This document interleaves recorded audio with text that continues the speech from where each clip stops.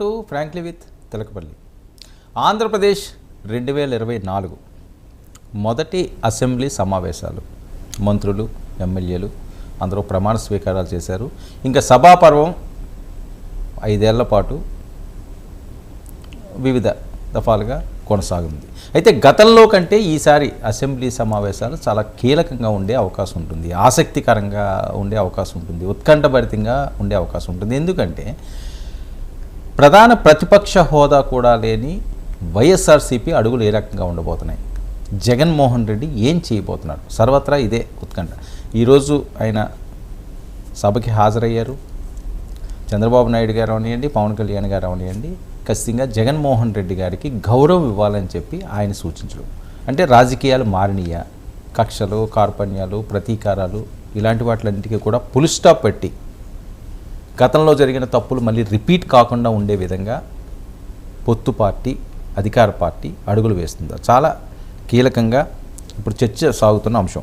మరొక వైపు మాజీ మంత్రి కొడాలి నానిపై కేసు. ఆయన ఈరోజు అరెస్ట్ చేస్తారు, రేపు అరెస్ట్ చేస్తారని పెద్ద ఎత్తున ప్రచారం జరుగుతున్న వేళ తమను వేధించి బలవంతంగా రాజీనామా చేయించారని ఎవరైతే జగన్మోహన్ రెడ్డి గారు వాలంటీర్లు అనే వ్యవస్థతో పూర్తి స్థాయిలో బటన్ నొక్కి ప్రజాపాలన సాగించారో ఆ వాలంటీర్లే కేసు పెట్టడం అన్నది ఒక కీలక పరిణామం అని మాట్లాడే పరిస్థితి. మరొక పక్క ముద్రగడ గారి వ్యాఖ్యలు, పవన్ కళ్యాణ్ గారు అసెంబ్లీ గేటే దాటరన్నవాడు ఈరోజు సింహంలాగా ఆయన అడుగులు వేసుకుంటూ వెళ్ళారని సోషల్ మీడియా హోరెత్తిస్తున్న నేపథ్యం. మనతో పాటుగా తిలకపల్లి రవి గారు సిద్ధంగా ఉన్నారు. రవి గారు నమస్తే. నమస్తే వర్మ. ఏపీ అసెంబ్లీ సమావేశాలు ప్రారంభం. ఊహించిన విధంగా పొత్తు పార్టీలకు వచ్చిన సీట్లు, అసలు ప్రతిపక్ష హోదా లేని వైఎస్ఆర్సీపీ, అంటే ఎవరు ఉండరు ఈ రకంగా ఉంటుంది అసెంబ్లీ అని. అంటే ఊహించలేదు అంటే వ్యాఖ్యాతలు ఊహించలేదు, మీడియా ఊహించలేదు, పార్టీలు ఊహించలేదు, ప్రజలు ఊహిస్తారు. ప్రజల ఆలోచన, ప్రజల ఊహ, ప్రజల భావన ఏ విధంగా ఉందో ఆ మేరకు ఒక తీర్పు వస్తుంది, సభ ఏర్పడుతుంది. తప్పకుండా ఒక చాలా సంచలనాత్మకమైనటువంటి అసాధారణమైన తీర్పు తర్వాత శాసనసభ ఎలా ఉంటుంది, కలర్ఫుల్, కొంచెం కలర్ఫుల్గా ఉన్నటువంటి, అలాగే కొంచెం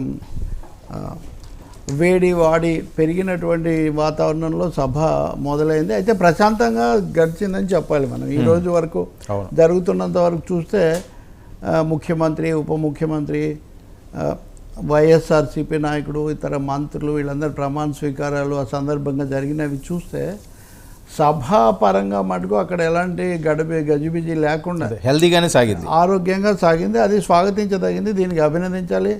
ముఖ్యంగా ప్రొటెం స్పీకర్, తాత్కాలిక స్పీకర్గా ఉన్న మిత్రుడు, సీనియర్ సభ్యుడు గోరంట్ల బుచ్చయ్య చౌదరి గారిని ఆయన ఈరోజు రేపు ఆయన ఆధ్వర్యంలో స్పీకర్ వచ్చేవారు కదా, ఇది జరిగింది. అందరూ ప్రమాణ స్వీకారం చేయడం, అక్కడికి వెళ్ళి చెప్పడం.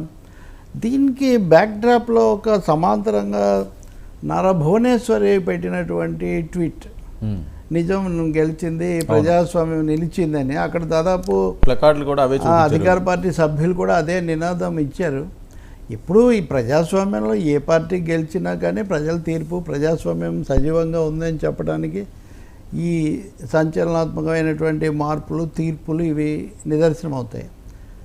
ఇంకా రెండోది, ముందు చంద్రబాబు చేశారు, తర్వాత పవన్ కళ్యాణ్ చేశారు. నిజంగానే అధికారం ఉందని చెప్పి మనము భావించకూడదు ఎప్పుడు కూడా. నీళ్లలో ఉన్న ముసలి నిగిడి ఏనుగు పట్టు, బయట కుక్క చేత భంగపడును అన్నట్టుగా ప్రజాస్వామ్యంలో అధికారంలో ఉన్నంత వరకు ఒక విధంగా ఉంటుంది. అధికారం అనేది అది నీళ్లలో ఉన్న ముసలిలాగే, అవును, బయట వేరే అవుతుంది. ఇప్పుడు మీరు గేట్ కూడా తాకలేరు అది ఇది అని మనం అన్నప్పుడు, రాజ్నారాయణ్ అనేటటువంటి ఒక సాధారణ పాత సోషలిస్ట్ నాయకుడు గడ్డ పెట్టుకుని గజిబిజిగా ఉండేవాడు. ఇందిరాగాంధీని ఓడించగలుగుతాడని ఎవరు అనుకోవాలి. ప్రజలే అప్పుడు ఓడించినా, గెలిపించినా, ఓడించినా ప్రజలే. ఈ ప్రాథమిక సత్యం మన బుర్రల్లో ఉంటే కనుక పెద్ద పెద్ద సవాళ్ళు విసిరేయడాలు ఇట్లాంటివి జరగవు. ఏదైతే పవన్ కళ్యాణ్ ప్రజాస్వామిక పద్ధతుల్లో విజయానికి ఒక సారథి అనిపించుకొని ఆయన సభలోకి అడుగుపెట్టాడు.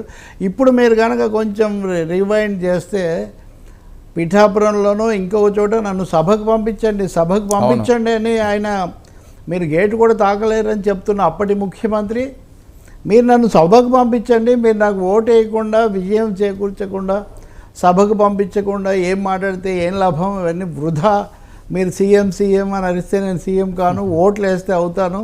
ఇవన్నీ చాలా తాజా సన్నివేశాలే మీరు కనుక ఒకసారి చేసుకుంటే. సో వీటన్నిటిలో మనం చూడాల్సింది ప్రజల తీర్పు, వాళ్ళ చైతన్యం. అందుకని ఆయన ప్రమాణ స్వీకారం చేశాడు, వాళ్ళిద్దరూ చంద్రబాబు మళ్ళీ వాళ్ళని ఆలింగనం చేసుకున్నాడు. ఆయన తర్వాత జగన్మోహన్ రెడ్డి ప్రతిపక్ష నాయకుడు.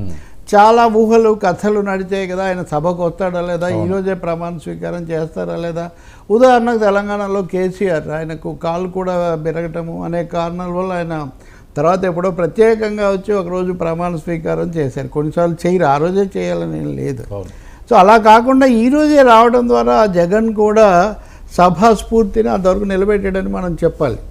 మొహం చాటేసి మళ్ళీ ఇంకోసారి వచ్చి ఏదో మొక్కుబడిగా చేసి, లేదా స్పీకర్ ఛాంబర్లో చేస్తుంటారు ఒక్కోసారి, అలాంటివి కాకుండా రావటము. రెండవది ఆయనను పూర్తిగా కారులో వాహనంలో అనుమతించాలని చంద్రబాబు, పవన్ కళ్యాణ్, సభా వ్యవహారాల మంత్రి కేశవ్ నిర్ణయం తీసుకొని అనుమతించడం కూడా హుందాగా ఉంది.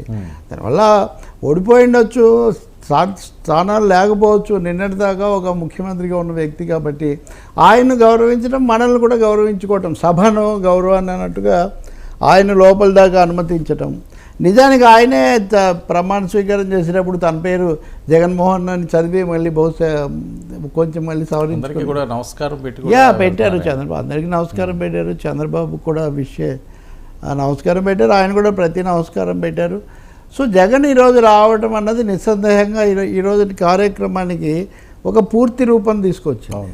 అయితే ఆయనకి సభలో ప్రతిపక్ష హోదా ఉండదు, వెనక సీట్లో కూర్చుంటారు, ఇట్లాంటివన్నీ కూడా చెప్తున్నప్పటికీ ఏమైనా కానీ దాన్ని తీర్పును గౌరవించడమే అవుతుంది తప్ప, ప్రజల తీర్పును గౌరవించడం అంటే ప్రజాస్వామ్యాన్ని గౌరవించడం అంటే. ఈరోజు సభలో అది అయితే మనకు కనిపించింది, అది మనం స్వాగతించదగింది. ఎక్కడో నేను సోషల్ మీడియాలో చూశాను, కొంతమంది ఏదో వెనక నుంచి నినాదాలు వేశారు, కొంచెం ఏదో అనుభవం అని. అది ఎక్కడ మెయిన్ స్ట్రీమ్లో అదేం ప్రధాన అంశంగా రాలేదు. ఈ గౌరవము లేకపోతే హుందాగా ఉన్నారు అన్నదే వచ్చింది. అది మంచిది, దీన్ని మంచి ప్రారంభంగా భావించి మనం కొనసాగించాల్సి ఉంటుంది.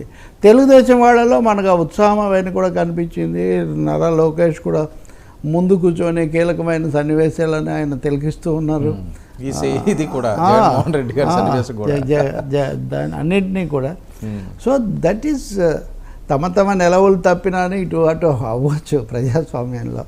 సో అది ఆ స్పిరిట్ కూడా కనిపించింది. దట్ ఈస్ వెల్ అని కూడా. అలాగే లోకేష్ చేస్తుంటే చంద్రబాబు నాయుడు స్పందన చూసిన, పవన్ కళ్యాణ్ చేస్తుంటే ఆయన ఎవరు మన మిత్రుడు నాగబాబు దాన్ని చూసి ఆనంద బాష్పాలతో ట్వీట్ పెట్టిన, అసలు సభ మొత్తానికి ఆమె నారా భువనేశ్వరి గారి ట్వీట్తో ఆమె ఒక దీన్ని చిత్రించిన, ఇదంతా కూడా ఈ సన్నివేశం యొక్క చారిత్రక ప్రాధాన్యతను మనకు చెప్తుందని మనం చెప్పొచ్చు. యా.